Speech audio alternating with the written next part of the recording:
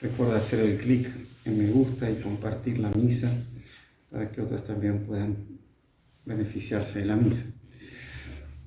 Como decíamos, este evangelio, junto con el de ayer, que correspondía al día de ayer, nosotros no lo leímos porque leímos el evangelio correspondiente a la fiesta de la Virgen de Fátima, pero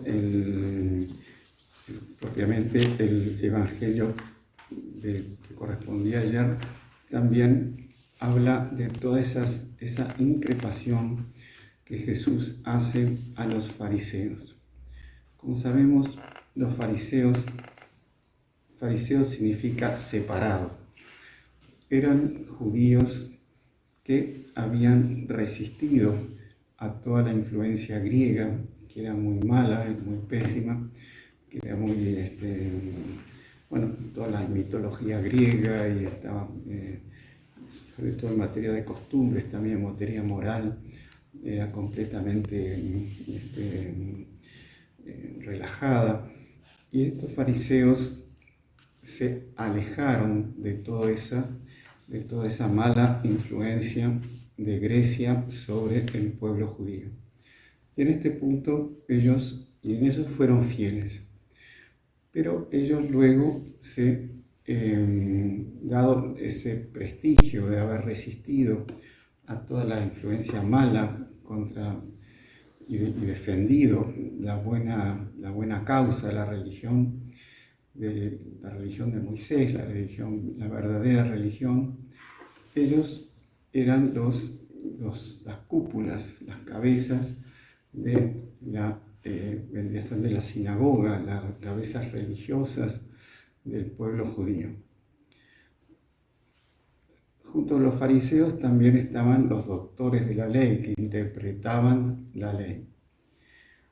Ahora, ellos poco a poco fueron cayendo en lo que se llama el pecado de hipocresía. Hipocresía es aparentar una cosa buena, pero en realidad actúa de forma pecaminosa, en forma mala. Entonces ellos se hacían saludar en las plazas, cumplían con una serie de requisitos que ellos mismos habían impuesto unas 623 leyes, además de la ley de Moisés, que hacía pesadísimo cumplir todas esas leyes de tantos pasos en el día de sábado.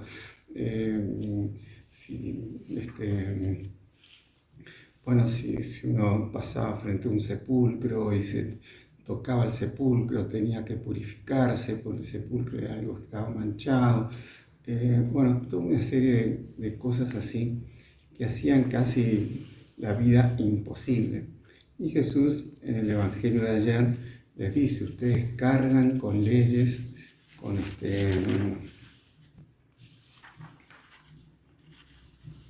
dice,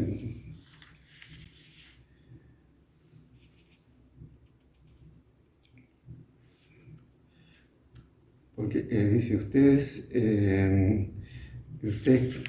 dice, ustedes pagan el impuesto de la menta, la ruda, todas las legumbres y descuidan la justicia, el amor de Dios. En otra parte dice, ustedes cargan al pueblo con toda una serie de leyes y ustedes no mueven las cosas ni con un dedo. Entonces era propiamente esa hipocresía, que todo eso hacía que la gente se apartara de la religión, de cada vez menos estaban cumpliendo la religión por todo ese peso que ellos imponían y por todo ese mal ejemplo que ellos daban. Entonces, por eso Jesús les dice, ustedes se han apoderado de la llave de la ciencia, no han entrado ustedes y a los que quieren entrar se lo impiden. O sea, aquellos que están de buen espíritu, que quieren amar a Dios sobre todas las cosas y servirlo y dedicarse a Dios, ellos lo corrompen. Entonces, ellos, como decíamos, hacen que la gente no entre a la religión, y también a los que, dice, no han entrado ustedes, o sea, ustedes están corrompidos, no han entrado a la verdadera fe, y a los que quieren entrar se lo impiden, o sea, le hacen todo tipo de trabas hacia el buen espíritu. Entonces, ahí Jesús increpa duramente a los fariseos, es con aquellos con los cuales son los únicos con los cuales Jesús se enfrenta para desenmascarar toda esa trama maldita en que ellos estaban sometiendo al pueblo judío. Y que Jesús dice es una trama que viene desde Abel, desde la sangre de Abel hasta la sangre de Zacarías, que fue asesinado entre el altar y el santuario. O sea, toda una genealogía de gente mala, ¿no? Que lo único que quería hacer es, bueno, ponerse al servicio del demonio y corromper, infiltrar y pudrir toda la verdadera religión. Eso es muy importante, porque Jesús se enfrenta y desenmascara, y después ellos no aceptan esa increpación de Jesús. Si estuviesen de buen espíritu, como dice la Escritura, reprende al justo y él te amará. Ellos fueron reprendidos, y al contrario, dice, cuando Jesús salió de allí, los escribas y los fariseos comenzaron a acosarlo, exigiéndole respuestas sobre muchas cosas y tendiéndole trampas para sorprenderlo en alguna afirmación. O sea, ellos estaban de un mal espíritu militante, endurecidos de corazón. Ellos sabían que ya era la época del Mesías, sabían que el Mesías iba a nacer en Belén, sabían todo nacería de la Virgen, pero ellos estaban endurecidos y carcomidos por ese pecado de envidia, ese pecado de hipocresía, ese pecado de orgullo en que ellos habían caído y que habían corrompido también toda la vida en el templo mismo. Eso por un lado, si vemos, lo unimos con la lectura de San Pablo. San Pablo nos habla de cómo Jesús viene a traernos un nuevo régimen de gracias, o sea, el régimen de la fe, el régimen de la gracia y no el de la ley. Los fariseos decían, ellos llevaban una vida completamente relajada, pero cumpliendo determinadas acciones de la ley. Por ejemplo, ¿sí? Como decíamos, si pasó por una tumba y tocamos la tumba y tiene que hacer lo que llamaban las abluciones, si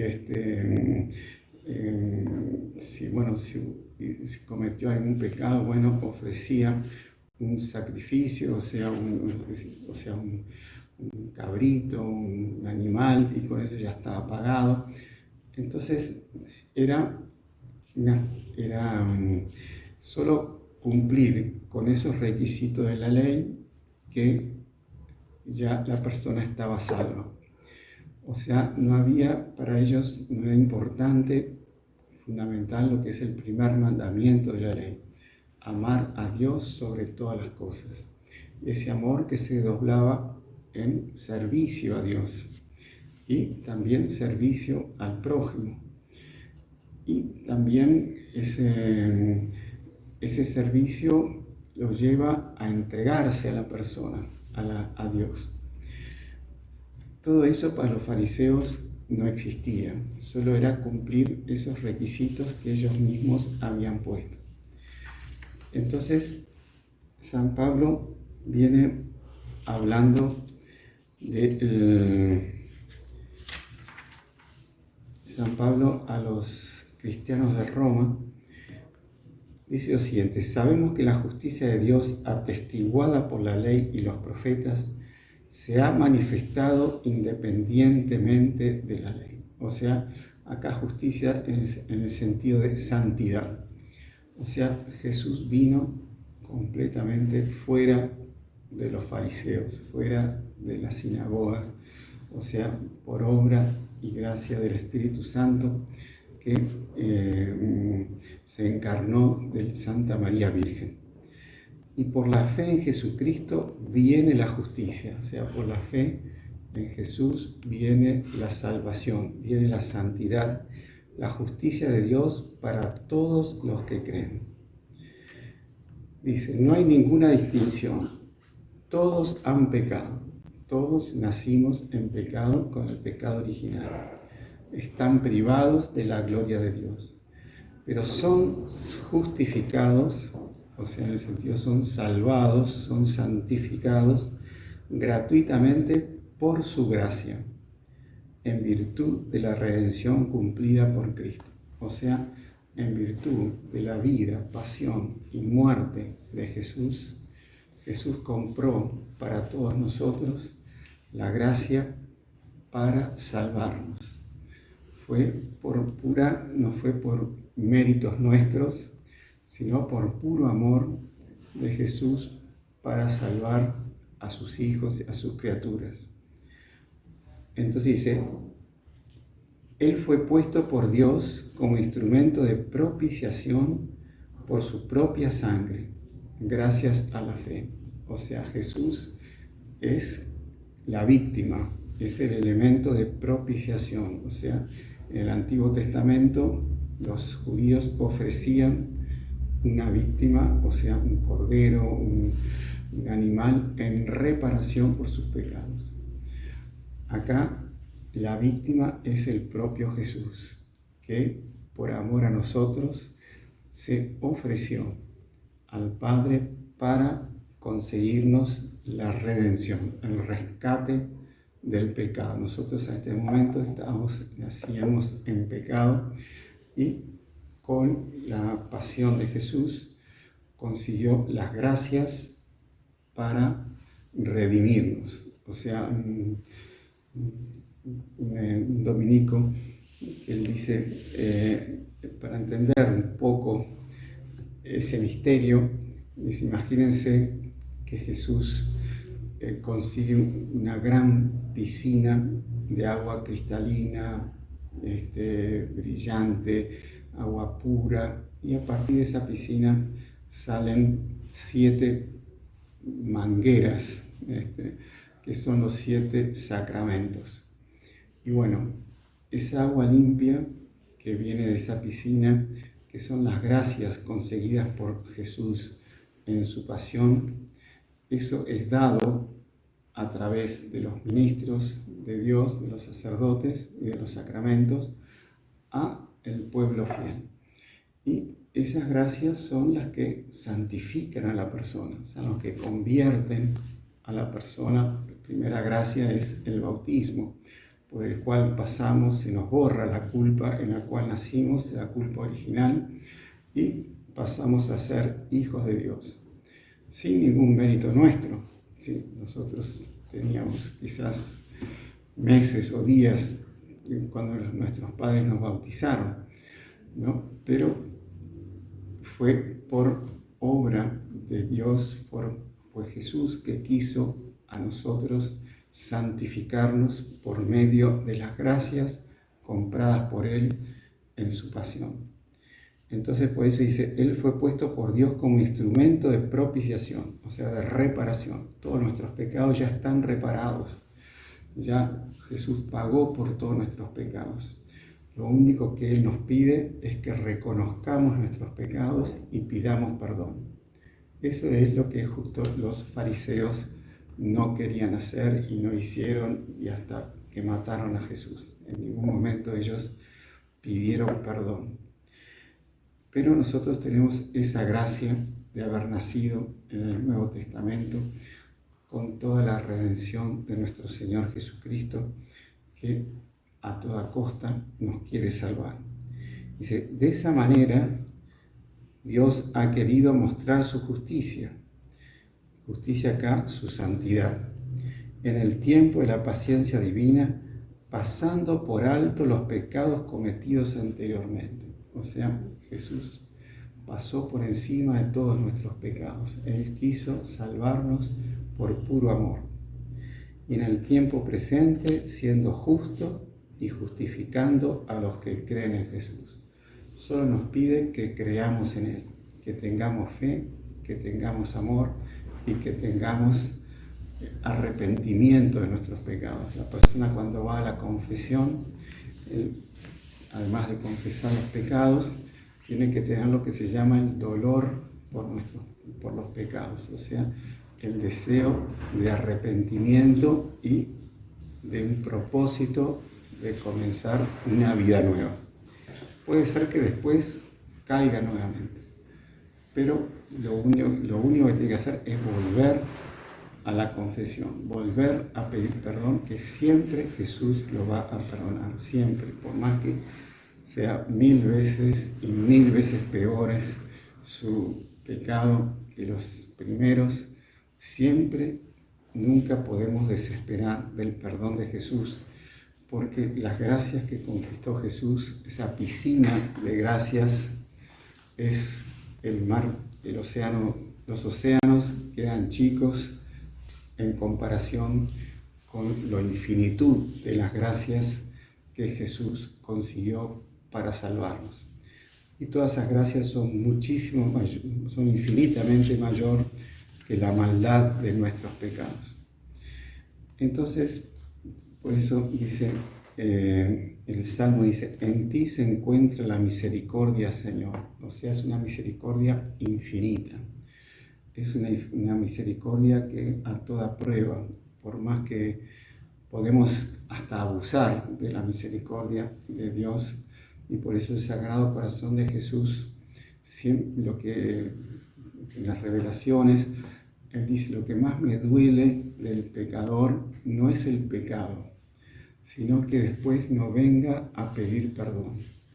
O sea, dice, el pecado de Judas, el peor pecado para mí no fue tanto la traición, sino el que no vino a pedirme perdón. Se desesperó, no creyó en que Jesús lo iba a perdonar. Entonces pidamos a la Santísima Virgen, por un lado, la confianza en la misericordia de Dios infinita, y que a través de la Santísima Virgen la conseguimos de lleno, de forma abundantísima, superabundante. Por otro lado, no cometamos el pecado de los fariseos.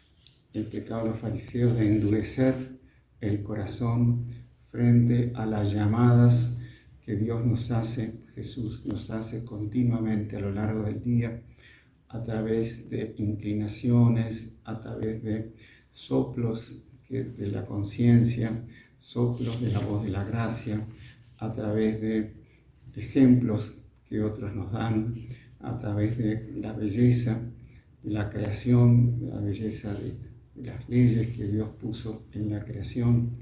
Bueno, a través de los sacramentos, a través de las ceremonias de la iglesia, a través del rosario, de las oraciones, todas esas cosas son gracias que Dios nos manda para que vayamos al cielo, para ablandar nuestro corazón, para hacerlo más unido a Él, y más unido a Él, más servicial a Él, y más entregado, más esclavo de Él, y también más servicial para nuestro prójimo. Entonces pidamos esa gracia, que como dice la frase, dice, cuando escuchen la voz del Señor, no endurezcan el corazón. Pidamos esa gracia a la Santísima Virgen, que es la que siempre tuvo el corazón al unísono con Jesús. Ave María Purísima. Y si le gustó el video, no se olvide de inscribirse en el canal, dejar su like y activar las notificaciones en la campanita para no perderse ningún video del canal. Comente y comparta con sus amigos y familiares.